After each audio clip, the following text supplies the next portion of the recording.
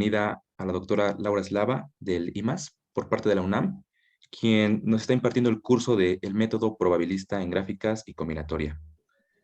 Se les recuerda que como prerequisitos debemos contar con un curso de álgebra y estar cursando al menos el quinto semestre de la licenciatura. Es deseable contar con un curso básico de probabilidad o teoría de gráficas. Sin más por decir, damos la bienvenida a la doctora. Muchas gracias. Sí, muchas gracias. Me gusta mucho esta área entre probabilidad y combinatoria, y entonces en los requisitos uno trata de ser lo menos restrictivo posible. A ver, ¿dónde nos quedamos? Ayer habíamos visto una pequeña aplicación juguetito en donde usábamos el hecho de que la esperanza, el promedio de una variable aleatoria, tiene, pues como es un promedio, es el punto en donde se balancean todos los resultados posibles, entonces va a tener valores por debajo y por encima de él. Y bueno, esto es así como algo que en combinatoria conocíamos, pero a lo largo de los 3 ejemplos que vamos a ver esta clase, el papel que juega la probabilidad se va a ir complicando.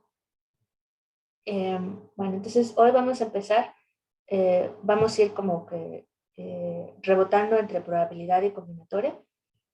Esta es una noción que es muy sencilla y en mi área de probabilidad combinatoria es súper útil. Lo que vamos a hacer es, normalmente estamos contando cosas, en combinatoria contamos cosas. La manera de contar cosas en probabilidad a veces es útil traducirlo a indicadoras. Las indicadoras son variables aleatorias que toman valores 0 o 1 y me dice si algo pasa o si no pasa. 1 si sí, 0 si no pasó nada. Se queda calladita la variable. Y es muy sencilla esta variable porque entonces la esperanza, que es el valor por la probabilidad de que ocurra, más otro valor por la probabilidad de que ocurra, pues la esperanza se reduce a saber qué tan probable es el evento que yo estoy monitoreando. Entonces, estas indicadoras tienen forma de calcular la esperanza muy fácilmente. Solo tengo que saber qué tan probable es el evento que me interesa. Y la varianza, bueno, aquí está la fórmula. Si quieren que la veamos con calma, avísenme, váyanme contando o por el chat o abriendo sus micrófonos. La varianza también se puede calcular muy fácilmente. Es P por 1 menos P. ¿Por qué se puede calcular tan fácilmente? Porque esta variable indicadora, cuando la eleven al cuadrado, vuelve a ser la misma variable indicadora. Entonces, bueno, ahí están las variables indicadoras. ¿Y cómo hacemos un conteo? Pues un ejemplo muy sencillo de conteo es, si yo quiero saber cuántos participantes cumplen años el mismo día que yo, pues entonces hago una indicadora por cada uno de los participantes aquí en Zoom y me pregunto, el participante Y cumple años el 10 de abril y pues la variable indicadora me va a decir sí, uno o no, tiene otro día de cumpleaños y entonces cuántas personas cumplen el mismo día que yo es simplemente sumar las variables indicadoras auxiliares. Y entonces se vuelve muy fácil, ¿no? Porque cuando yo me pregunto cuántas personas espero que cumplan el mismo año que yo, entonces puedo usar la linearidad. Esto es igual, como estoy definiendo mi variable X como una suma de variables, pues puedo sacarlo por linearidad.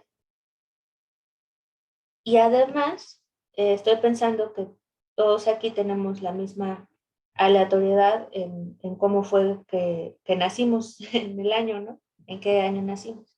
Entonces, ¿Qué tan probable es que alguien haya nacido en un año de 365 días? ¿Qué tan probable es que haya nacido justamente el 10 de abril? Pues es 1 sobre 365 días. ¿Y cuántas personas, digamos, por simetría o por que todas las personas tienen la misma aleatoriedad, pues tengo que contar cuántas personas hay en esta plática de Zoom? Entonces, esto es lo que vamos a hacer toda la clase. Vamos a definir una variable aleatoria que me va a estar contando cosas y normalmente la vamos a separar en suma de variables mucho más sencillas. Entonces, bueno, avisados están. ¿Preguntas hasta aquí? No. No, todo bien. Todo bien. Ahora, decidí hacer un pequeño resumen de los ejercicios que quiero revisar hoy. El primero es una excelentísima aportación, es la fuente del método, cómo inició el método de los momentos, y es una cota inferior para el número de Ramsey. Entonces, ayer habíamos visto que el número de Ramsey es el número...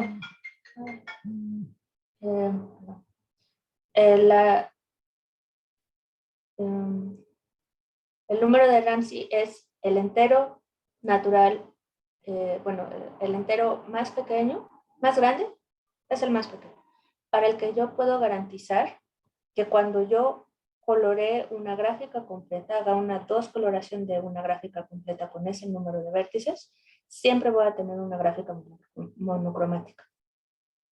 Y bueno, ya habíamos hablado de las dificultades. Está el teorema de Erdős-Skeres, que nos da una cota superior. Y esta cota superior tiene una base elevado a la potencia S, que es el parámetro del número de Ramsey. Y bueno, esta cota es bastante sencilla, digamos, el teorema está basado en el principio de las casillas y no se tenía una cota inferior. Y el método de los momentos nos va a dar una cota que, bueno, tiene este factor que ya comparado con la exponencial que hay aquí, pues no hace mucha diferencia. Y la nueva base es raíz cuadrada de 2, a comparación de 2 por e, como una cota burda. Tenemos un descanso, este también va a ser un juguetito,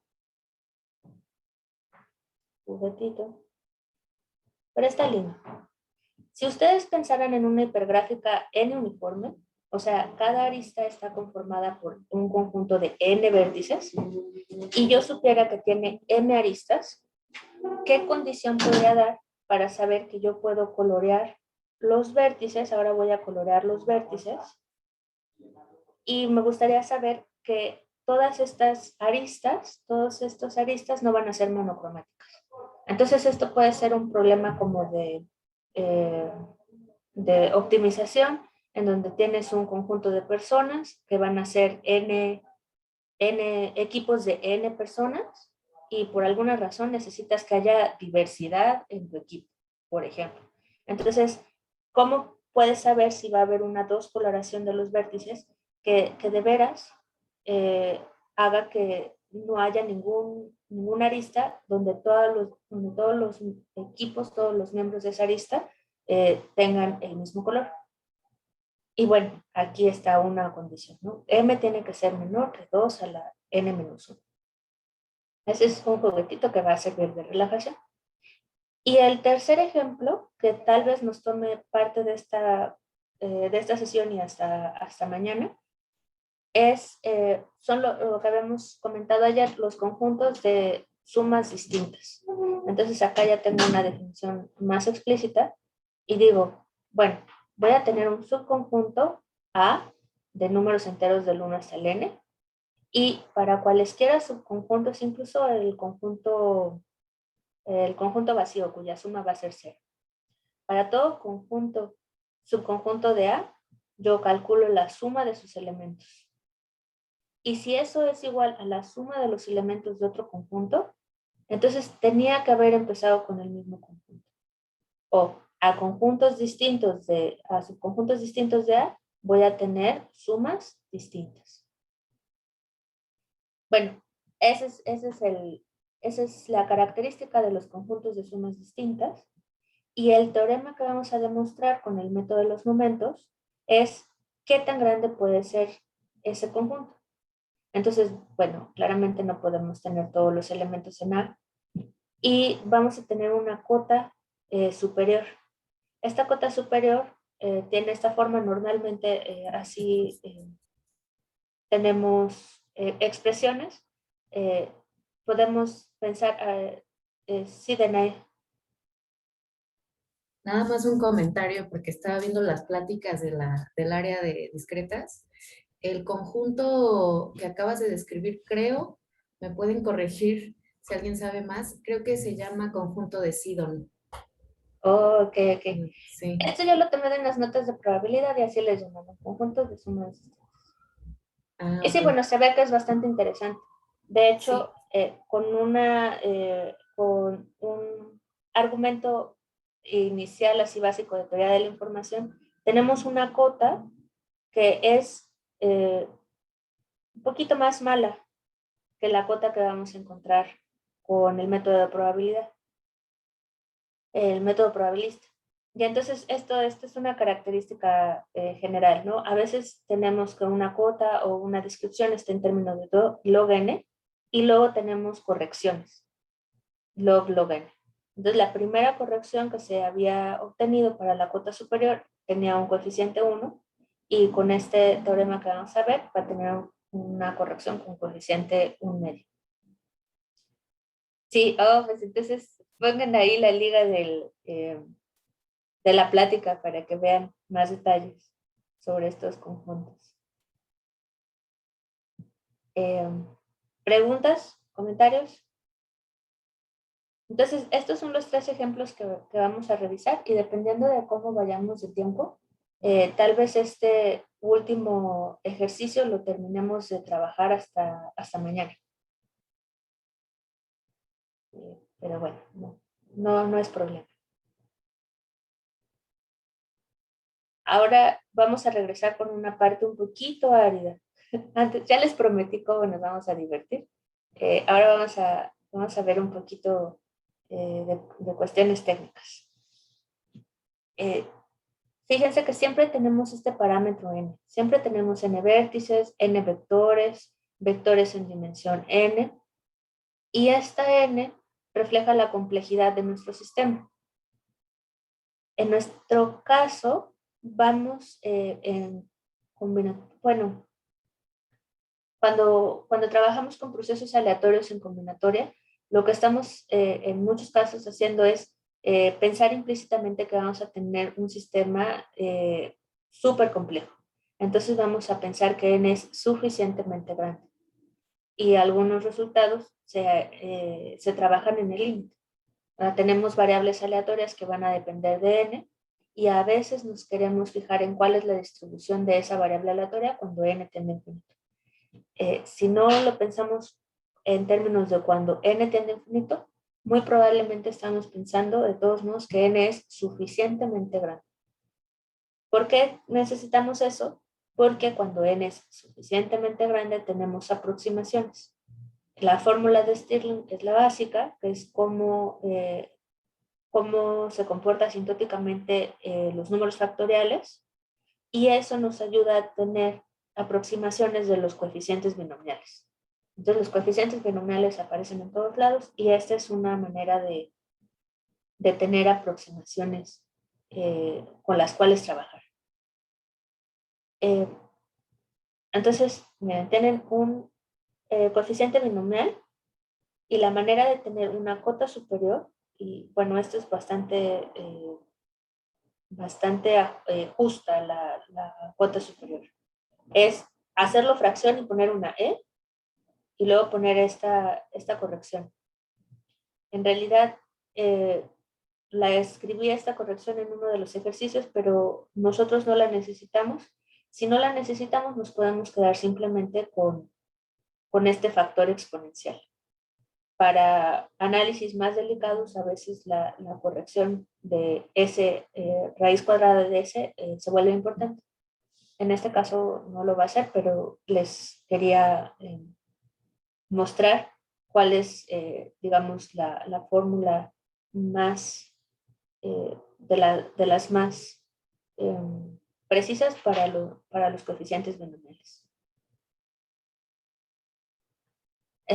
¿Dudas con el número de Stirling? Perfecto. No. ¿No? Ahora, esto se los quiero explicar ahorita que tienen fresco qué significa la varianza de ayer. Entonces, la varianza de X resulta ser el segundo momento menos el primer momento al cuadrado. Entonces vamos a tener dos conceptos, vamos a tener dos conceptos equivalentes. Yo voy a decir que esta razón donde está involucrada la varianza tiende a 0, pues eso significa en particular que esta diferencia, bueno, ponderada por esta esperanza al cuadrado, que este término también se está colapsando. Entonces se está colapsando era porque la razón del segundo momento entre el primero al cuadrado tendía a 1. Entonces van a ser, digamos, conceptos equivalentes, asumiendo que la esperanza no es 0. Entonces aquí los dejo que hagan sus cuentas y verifiquen que si este término tiende a 1, entonces cuando calculan esta razón, pues van a tener un 1 menos 1. Tiende a 0. Estos dos términos van a ser equivalentes. Y esto lo vamos a usar hasta mañana. Pero preferí poner todos estos detallitos técnicos desde el principio. Acá estamos asumiendo algo muy básico, que es que la esperanza, o sea que sí podemos dividir entre la esperanza. ¿Y cuándo no podríamos dividir entre la esperanza si tenemos variables no negativas? Pues cuando mi variable fuera siempre 0, pero bueno, estamos pensando que no estamos trabajando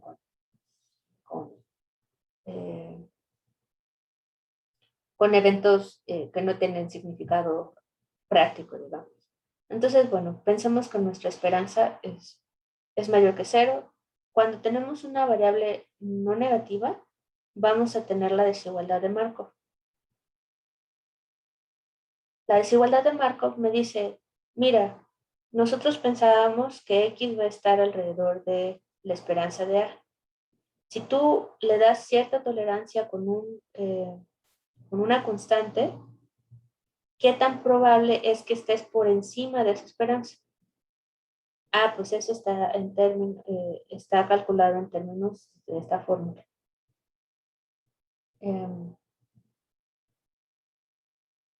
Esta es muy bonita de probar, pero lo vamos a dejar así por esta ocasión.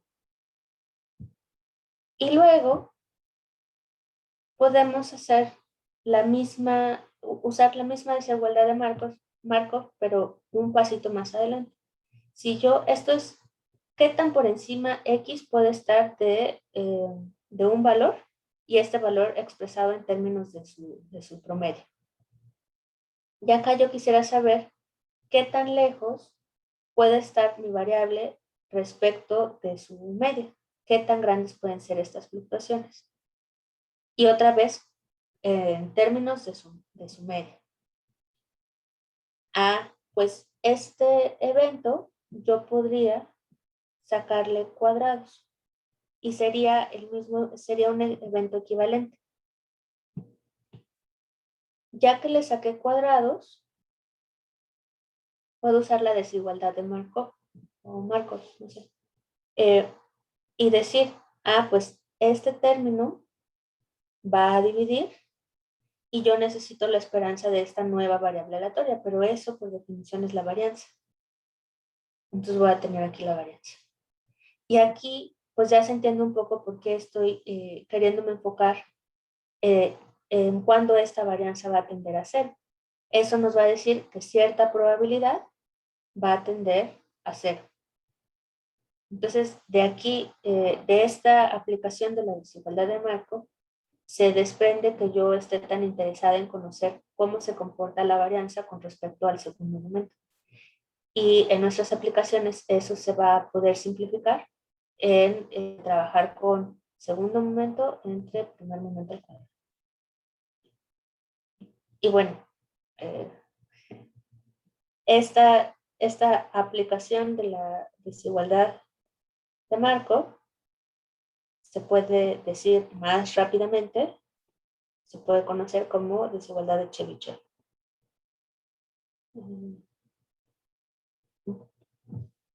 Entonces, si uno sabe trabajar con la desigualdad de Markov, entonces ya conoce también la desigualdad de Chebyshev.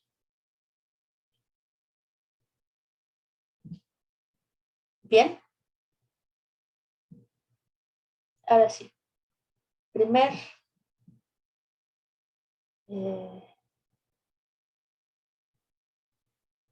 estrategia del primer momento. Y esto es lo que se usa para preguntas deterministas. Si tienes una variable no negativa con valores enteros, o sea, si tienes una variable que está contando, entonces la probabilidad de que esa variable no sea cero es menor o igual que la esperanza de esa variable. ¿Y por qué es esto? Bueno, primero, como tiene valores enteros, que no seas, y es no negativa, que la variable no sea cero, es lo mismo que decir que la variable es mayor o igual que 1. Ajá, el siguiente valor más, bueno, la variable es no negativa y el siguiente valor que puede tomar que no sea cero, pues es a partir de 1, porque tiene valores enteros. Y luego usamos la desigualdad de Markov. Acá, caray, no, acá tengo un typo, perdón. Ay, Dios mío. Sí.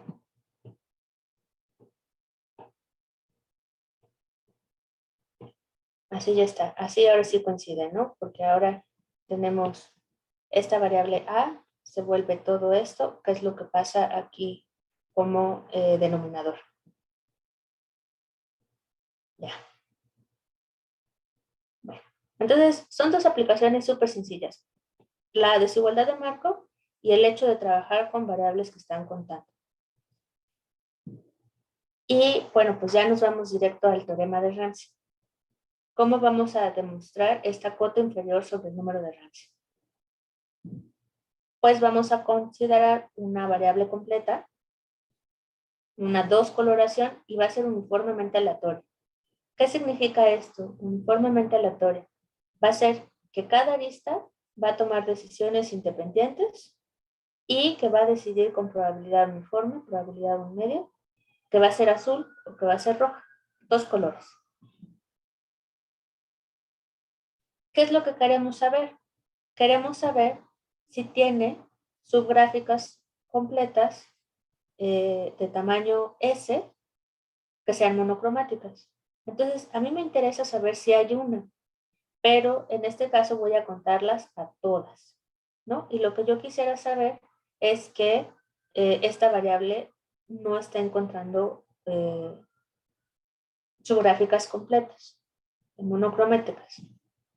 Entonces, ¿qué significaría? ¿Vamos todos bien hasta acá? ¿Qué significaría poder encontrar que existe una posibilidad de que X sea igual a 0?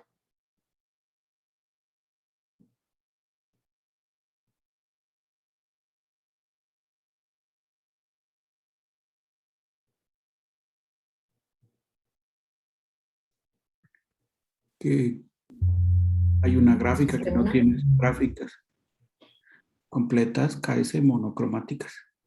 Exacto.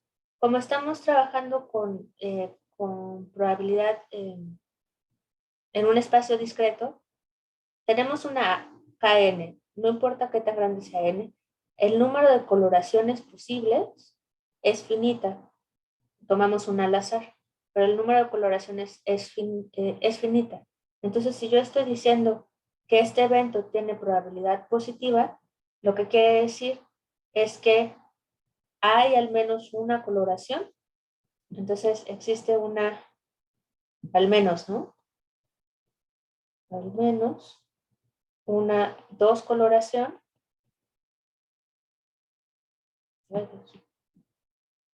Color, una dos coloración en donde el número de subgráficas monocromáticas completas es cero. ¿Y qué quiere decir eso?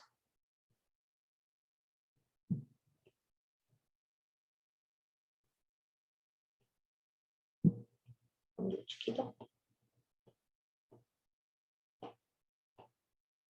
¿Qué quiere decir eso? Que entonces es igual a cero. Entonces, lo que va a pasar es que sabemos que para esta n, bueno, vamos a poner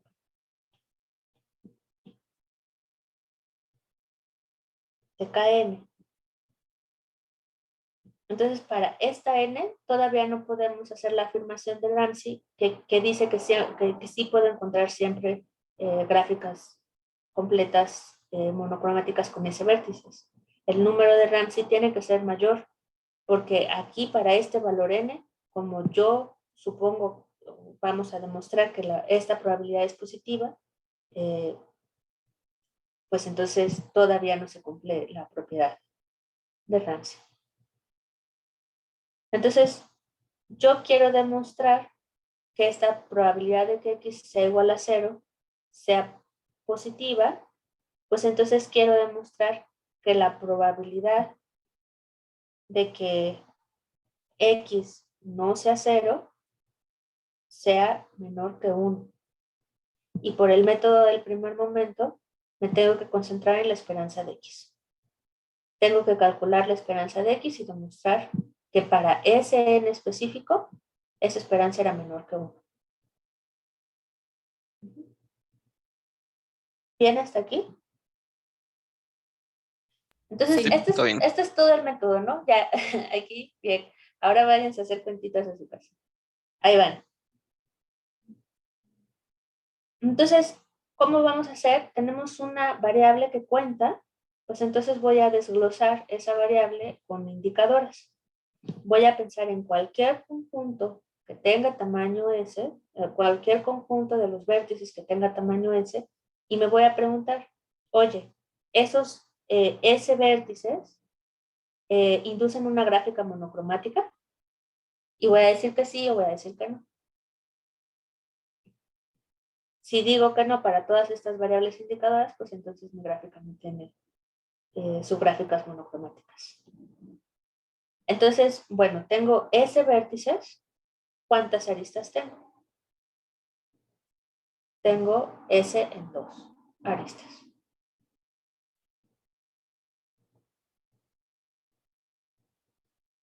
¿Cuál es la esperanza? Tenemos que calcular las esperanzas, ¿no? Por linealidad, tengo que calcular la esperanza de X sub B, y eso es calcular la probabilidad de que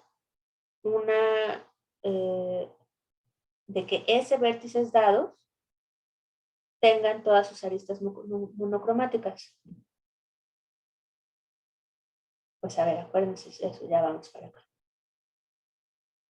Tenemos que calcular la esperanza. Esa esperanza es una probabilidad. ¿Y cómo se ve esta probabilidad?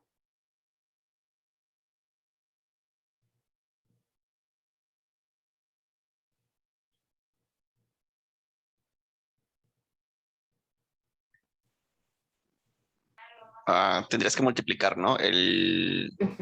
Ajá, multiplicar las probabilidades. Un medio por un medio por un medio.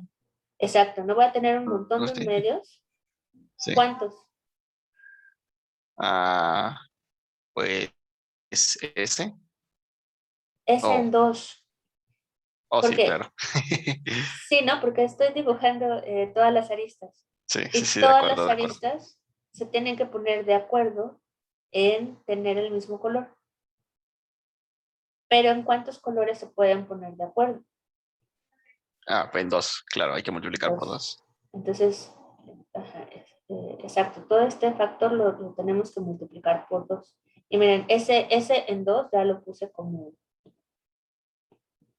tengo si todas las aristas se pusieran de acuerdo en volverse azules, bueno, nada más para hacerlo más didáctico, ¿no? O todas son azules y entonces todas las aristas tienen que ser azules, o todas son rojas y todas las aristas tienen que ser rojas. Entonces, para calcular la esperanza ya total de X, puedo usar linearidad y como todos los S vértices de mi conjunto B son simétricos, estoy haciendo la misma pregunta a aristas distintas, pero estoy haciendo la misma pregunta. Entonces acá tengo, ¿qué tengo? Tengo 2 a la 1 menos S por S menos 1 sobre 2. Y esto es lo que quiero saber, todo este número, quiero saber si esto va a ser menor que 1.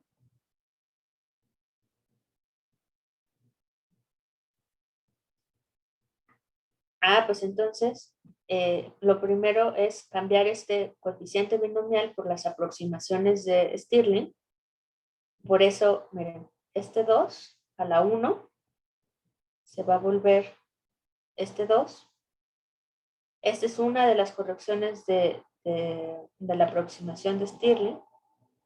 ¿Y qué voy a tener acá?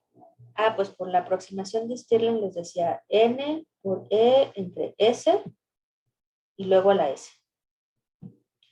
Y este 2 a la menos s, pues ahí va, ¿no? A ver.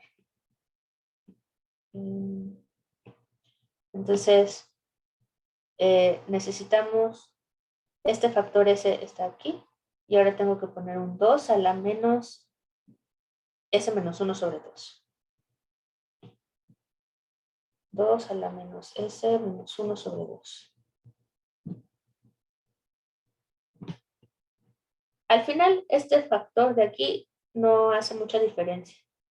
Y con S suficientemente grande, todo este factor es menor que 1. Lo que necesitamos de manera más general es que esta base sea menor que 1 y elevado a la S, pues todavía más chiquito, ¿no? Se colapsa a 0. Entonces necesitamos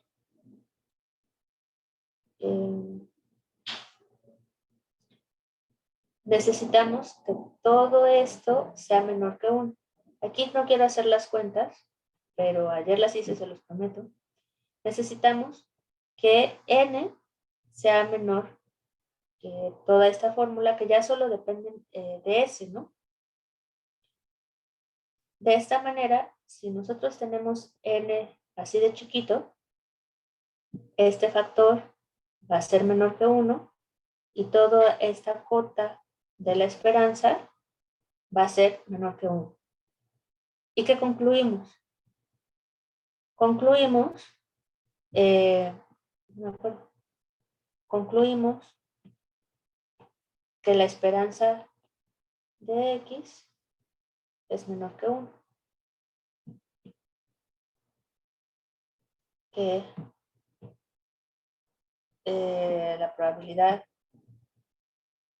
de X igual a 0 es mayor que 0. Y bueno, lo que ya habíamos dicho, ¿no? Entonces ya tenemos que por lo menos el número de Ramsey tiene que ser más grande que este número.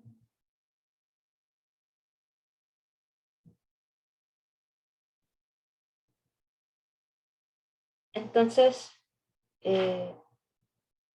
¿dudas hasta aquí? No, no, todo bien, todo bien. Todo bien, ¿no? Entonces, teníamos, uno se podría poner a hacer cálculos mucho más finos, pero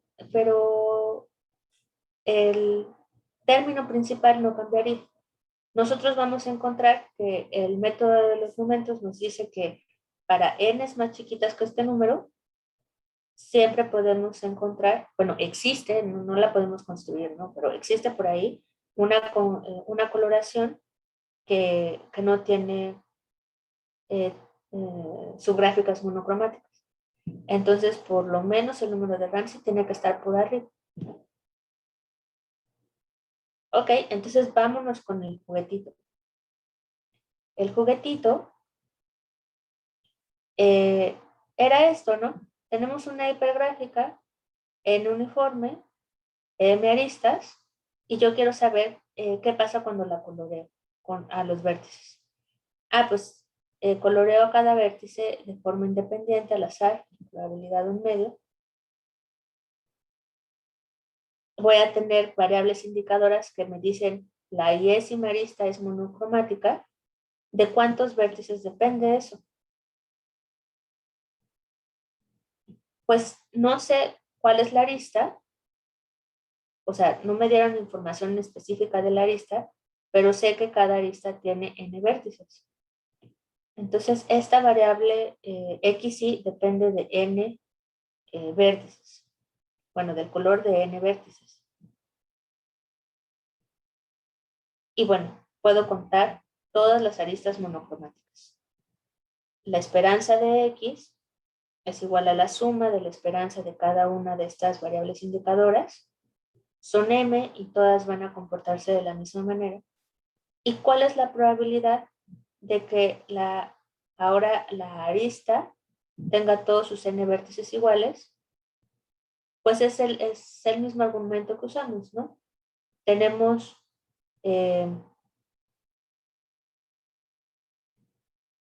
este está mal el signo. Tenemos dos colores y tenemos que poner de acuerdo a n vértices.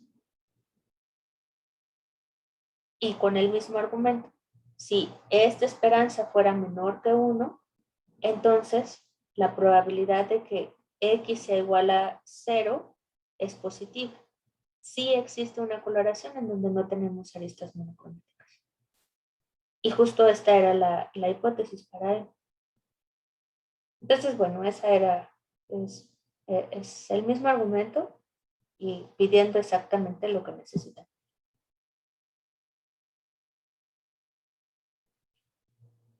¿Dudas hasta aquí? No. Entonces, este es el método de los momentos. Si queremos garantizar, pues este es como el trabalenguas, ¿no? Si queremos que la probabilidad de que x sea igual a 0 sea positiva, de que tengamos un caso en donde nuestro conteo sea 0, necesitamos garantizar que la esperanza de esa variable que cuenta sea menor que 1. Súper, entonces ya nada más, o sea, una vez que tenemos eso, nada más lo que hay que hacer es tal cual calcular, ¿no? Sí, tienes que pensar. O sea, nada más hay que A ver, plantear dime la qué hay que desigualdad hacer. de la esperanza menor que 1 y ya luego de ahí, más o menos como le hiciste, ¿no? Despejar y entonces ya obtener como algo Sí, más concreto, ¿no? Algo, ajá, sí. sí, sí, y Listo. se pone difícil, ¿no? Entonces, querías garantizar, bueno, querías pensar, ¿puedo hacerlo de manera que no haya gráficas monocromáticas? Pues ponte una variable de conteo que sume todas, ¿dónde quedó? Bueno, por acá. Ponte una variable de conteo que vaya revisando cada uno de los subconjuntos posibles.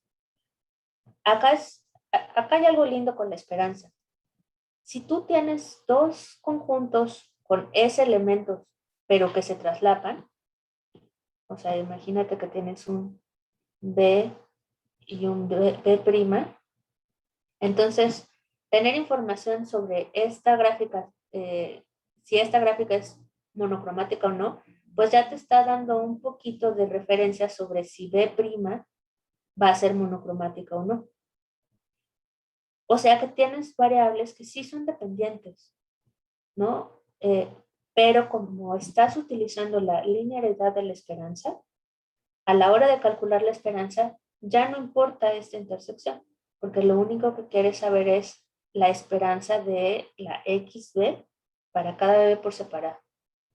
Entonces, bueno, ya argumentos más complejos en probabilidad combinatoria ya va a empezar a meterse con estas dependencias entre las gráficas de lo que estás definiendo. Entonces, bueno, este es así. Si algo se tienen que llevar de esta clase es justamente lo que dijeron. Tú pones una variable de conteo y te vas a abocar a saber cómo es que esta esperanza tiene que ser menor que 1. Y eso te va a dar un enunciado de existencia. Existe una configuración tal que...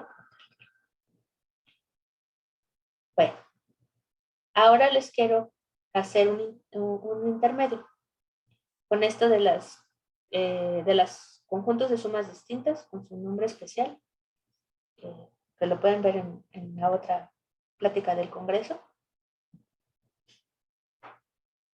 Entonces, bueno, por alguna razón esto es bonito, ¿no? Saber cómo es que todos los subconjuntos van a tener sumas, todos los subconjuntos de A van a tener sumas distintas. Una manera de hacerlo es poner todas las potencias de 2 que yo pueda poner. Entonces, bueno, ¿hasta dónde puedo llegar? Hasta antes de que se me acaben los números n. Y con todas estas potencias, pues eso es cada conjunto me va a dar un número codificado en binario. Y entonces cada subconjunto me va a dar un número diferente. ¿Cuántos elementos tiene este conjunto A? A, pues tiene justamente log n más 1, ¿no? Quitándome parte entera. Esencialmente tiene log n más 1 elementos.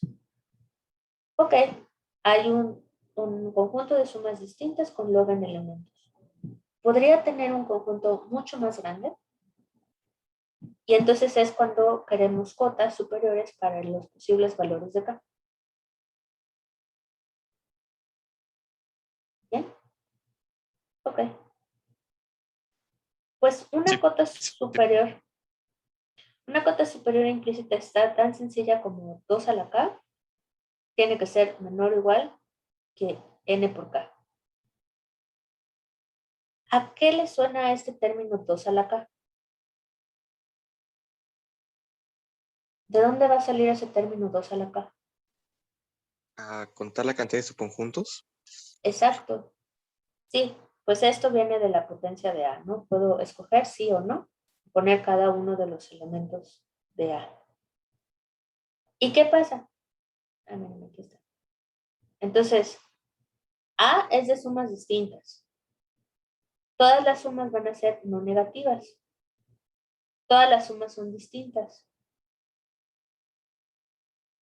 ¿Por qué son distintas? Porque pues A es de sumas distintas. Bueno, era muy difícil. ¿Y por qué están acotadas? Por nk menos 1.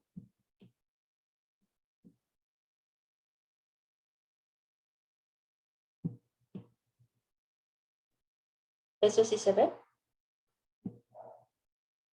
A veces uno no sabe si ya pensó en este problema mucho o si es algo que de veras es fácil. Entonces, si tú estás sumando todos los elementos de un subconjunto de A, sumas todos los subconjuntos de A, entonces, pues vas a tener la cardinalidad de B y todos estos elementos B van a ser a lo más n. ¿Y cuántos elementos puede tener este subconjunto? Pues a lo más K. Como también tienes entre estas sumas el conjunto vacío, por elegancia estoy acotando por nk-1 para que yo tenga mis sumas distintas entre 0, 1, 2, tenga nk menos 1 resultados posibles, ¿no? Y así tengo a lo más nk resultados posibles.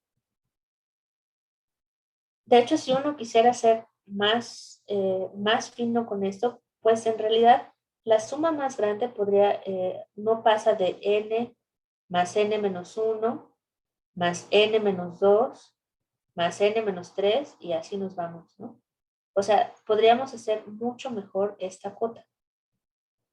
Pero otra vez, esas pequeñas ganancias ya no van a hacer diferencia por lo que podemos sacar de esta cota. Entonces, bueno, esta cota implícita, esta es la que viene, esto es teoría de la información. Yo tengo k elementos que me van a significar sumas, perdón, 2 a la k elementos que me van a señalar sumas, y todas esas sumas tienen que caber en un intervalo de longitud nk, de enteros. ¿Y qué pasa? Bueno, entonces tenemos esta cota, ¿no? Si yo tomo logaritmos, el logaritmo base 2, entonces me dice que k es menor o igual que el logaritmo de un producto. Ah, pues k es menor que log n, ya apareció el log n, más log k. Esta desigualdad sigue siendo implícita. Tengo acá de los dos lados de la desigualdad y yo quiero saber, yo quiero tener una cota superior para k. Ah, bueno, pues entonces hago una cota muy básica.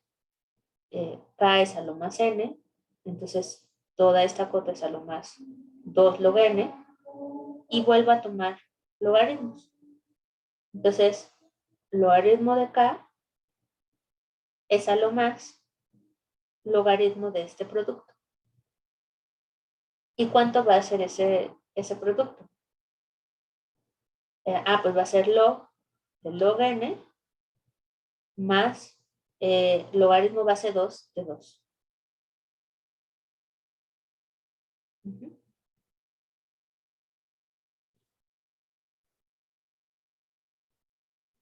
Entonces ahora puedo completar, ¿no? Yo sabía que k es menor que log n más log n más 1. Pues esto es lo que me dice la teoría de la información. Si tú logras encontrar, y luego ese es el otro problema que seguro es de la plática, de lo que se trata la plática. Si tú logras encontrar un conjunto A que es de sumas distintas, entonces su cardinalidad no puede pasar de log n más log n. Y bueno, este uno ya, esta vez lo conocimos de manera específica, pero los términos que importan son log n más log n. Está bonito, ¿no? Oh, sí, Sí, de acuerdo. está bien padre. De acuerdo. Sí. Está bonito. Bueno, pues entonces ya, teoría de la información, y además fue un argumento súper sencillo de teoría de la información. ¿Cómo le vamos a hacer para mejorar este un medio? Ahí les va.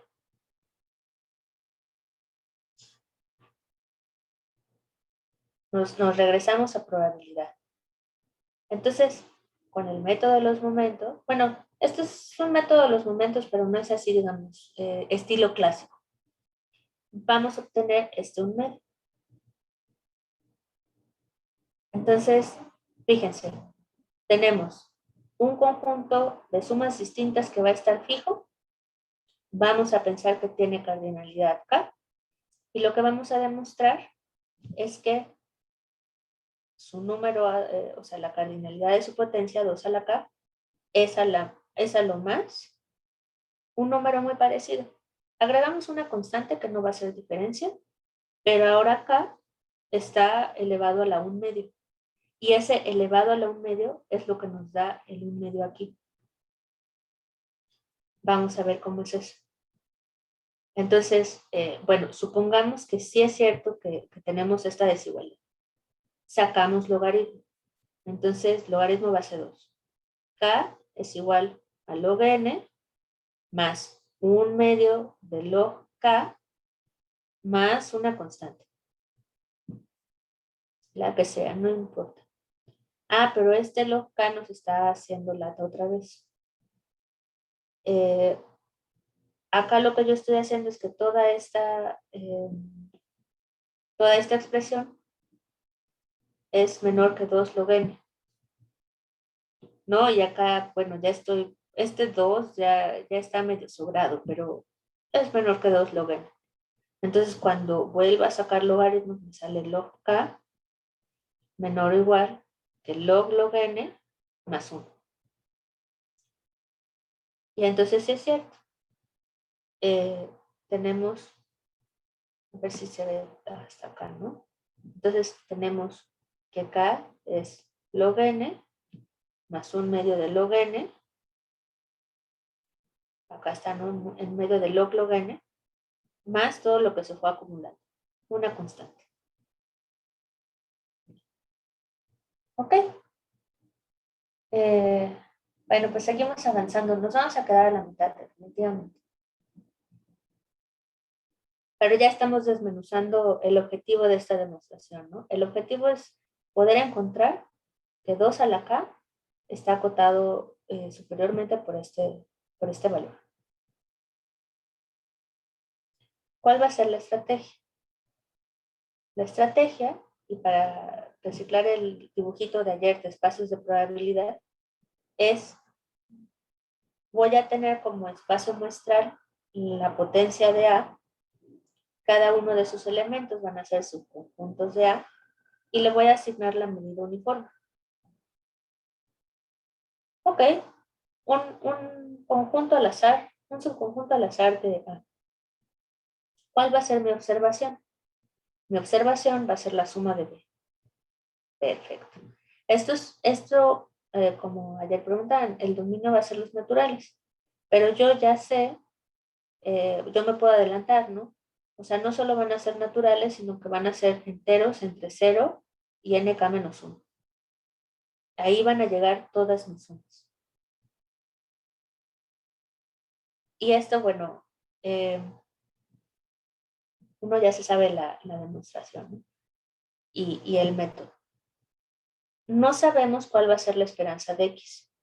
Ustedes pueden calcularla. Se puede calcular la esperanza de X. La esperanza de X depende de exactamente qué valores se escogieron para el conjunto A.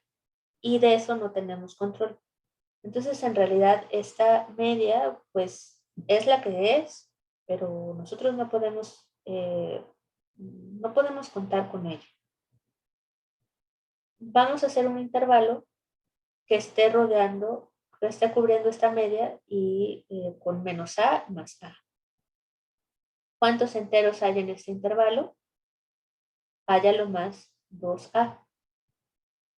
Intervalo abierto para que no haya problemas con que si le faltaba alguno. A lo más hay 2A enteros.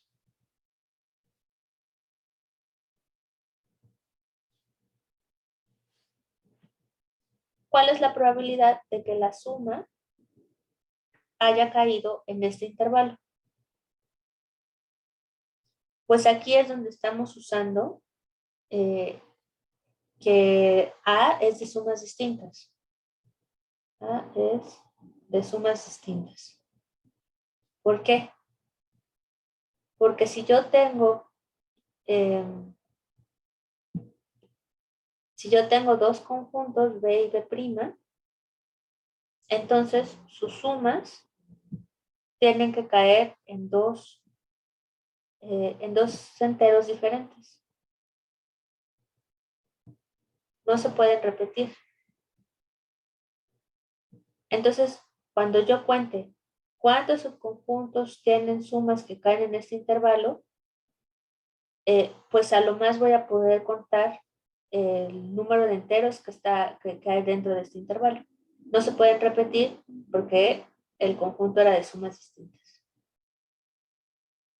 Este argumento a mí al principio me parecía enredado, así que si tienen dudas, por favor, cuéntenos.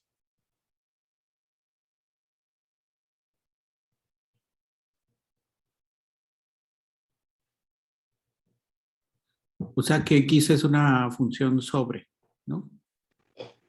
No, es una función inyectiva. Inyectiva. Sí, sí. Justamente, ¿no? Sí, y esto hay que tener cuidado, ¿no? Porque en general las variables aleatorias mandan elementos del espacio muestral a sus observaciones y en general pueden llegar a la misma conclusión, ¿no? Hay muchas coloraciones que ninguna, bueno, dependiendo de los parámetros, pero puede haber muchas coloraciones que ninguna tenga gráficas monocromáticas. Y entonces ahí la función X como función no sería inyectiva. Pero aquí tenemos la suposición súper fuerte de que nuestro conjunto hace tal que X va a ser una función inyectiva. Y como la medida es uniforme, a cada una de los elementos les asigna valor 2, 1 entre 2 a la k. ¿Cuántos pudieron haber caído en el intervalo? Pues dime cuántos enteros hay en ese intervalo. Entonces, este ejercicio está así lindísimo que me han mandado a hacer. Les voy a dar la última parte ya para que mañana regresemos simplemente a hacer cuentitas. Entonces, por un lado tenemos una cota inferior sobre una cota superior sobre esta probabilidad. Esta probabilidad ya está involucrando el 2 a la k, que, pues eso es lo que quería, ¿no? Si por alguna razón, que es lo que vamos a ver mañana, si por alguna razón yo puedo decir que esta probabilidad es mayor que 3/4, entonces lo que estoy diciendo es que 3/4 es menor o igual que 2a sobre 2 a la k. Y pues haciendo, yo no les dije qué valor tenía esta anchura del intervalo, ¿no? Haciendo la anchura suficientemente grande, n por raíz cuadrada de k, lo que me va a implicar es que 2 a la k, ya que hay que hacer maromas, ¿no? 2 a la k se pasa para acá. Acá nos va a quedar 8 tercios, es menor o igual que 8 tercios, y por n raíz cuadrada de k.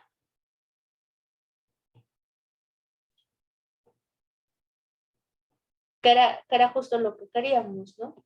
Teoría de la información nos decía que 2 a la k era menor que n por k, y bajo el supuesto que podemos demostrar esto mañana, ya hice una mejor. 2 a la k es menor que constante n por raíz cuadrada de k. Y bueno, aquí se ve, ¿no? Vamos a descomponer x y alguien muy avisado, como visto, no sé, puede ir imaginando que de este intervalo lo que se va a usar es la desigualdad de Chebyshev. Pero esos detalles ya los vemos mañana. ¿Preguntas?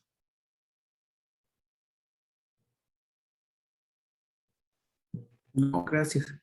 No. Gracias. Pues muy bien, sí llegamos hasta donde yo quería, lo cual es una excelente noticia para mañana. Estuvo súper padre. Muchas gracias. Gracias. Muchas gracias, Laura. Pues entonces, lindo miércoles y nos vemos mañana para terminar con estos temas. Sale, hasta mañana. Hasta luego. Gracias, bye. Hasta luego y gracias a los técnicos. Bye. Bye. Bye.